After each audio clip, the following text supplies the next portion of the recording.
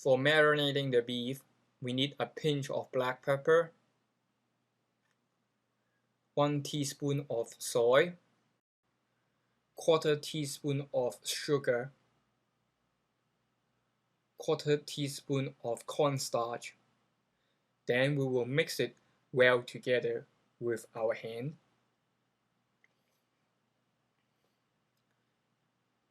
Remember to pick up that piece of ginger. And we will add the beef into the broth and leave it for around 2 minutes so that the beef slices are just cooked. Once it's cooked, gently pour the broth into the raw lettuce that is already inside a bowl. The steam of the hot soup will cook the lettuce just right.